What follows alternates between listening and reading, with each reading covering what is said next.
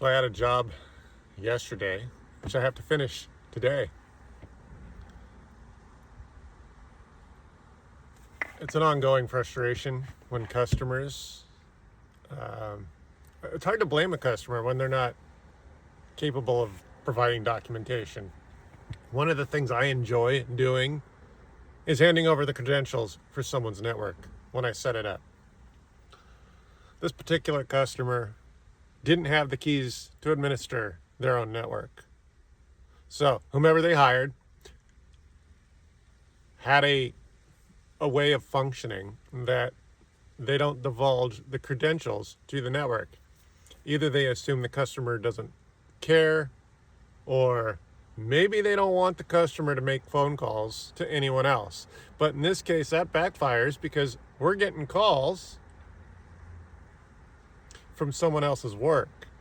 And now this someone else could have made this issue a much smaller problem, because now I have to go reset a bunch of hardware, giving me a couple more hours of work, which wouldn't have needed to happen. Even if the customer didn't have the password, they could have got it from the original technician. So that's something to consider.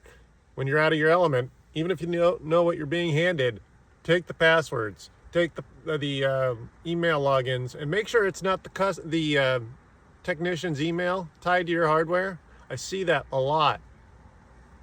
People with their network hardware, their home audio equipment like Sonos, it'll get tied to some email that's not the owner's network email.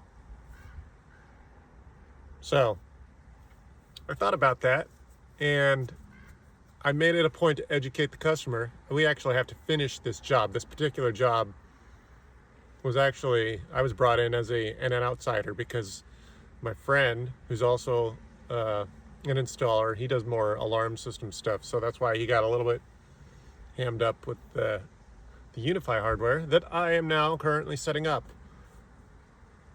Anyway, I do let the customer know it is their job to maintain their own credentials. Otherwise, you're going to get stuck in a job where you have to call someone, and the only way around it is to start over. Just consider that when you're having your house either built, or maybe you're making a new purchase. One of the things a lot of realtors don't even think about is the technicalities of buying a house, the literal technicalities. Like when I'm setting up someone's Wi-Fi, oftentimes the wiring closet will be literally in the middle of the house, which is a bad location, because common sense for someone that doesn't know what they're talking about thinks, oh, well, in the middle, everything joins there.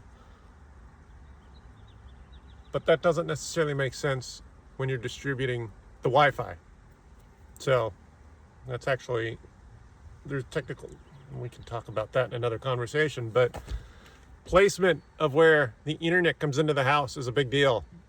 And a realtor doesn't necessarily know that because they're not technical. The builder doesn't know it because they're not that sort of technical.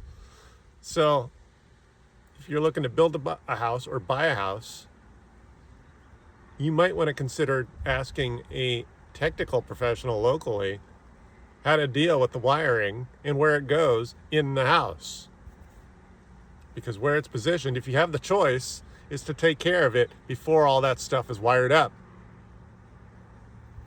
So between handling credentials and knowing how your stuff is put together, even if you don't understand the fundamentals, even if you don't want to, because oftentimes I'm like the dentist. People hire me because they want their technical problems to go away.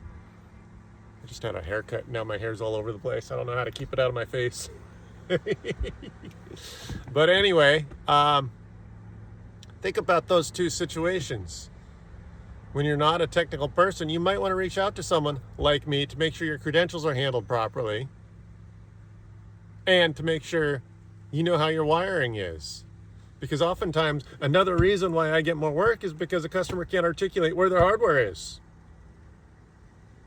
I quoted this customer particularly at 2 or 3 hours getting their router up and running, and now it's going to take a little bit longer than that. Not that that's a huge deal, but I didn't know where anything was. And obviously the customer doesn't have a wiring diagram or a map out of where all their hardware is. I found out in resetting their router where a lot of that they have a lot more hardware, but geographically I don't know where that is. I have to go hunt around and find it. So those are the technical things that a non-technical person has to find out the hard way. So when you're interviewing your technician, think about how things are laid out, where things are, and know how to log in to all this fancy hardware. Even if you don't have plans on logging in yourself because you don't care, it makes my job easier, which means I charge you less time for me literally crawling around and figuring out how to log in to your stuff.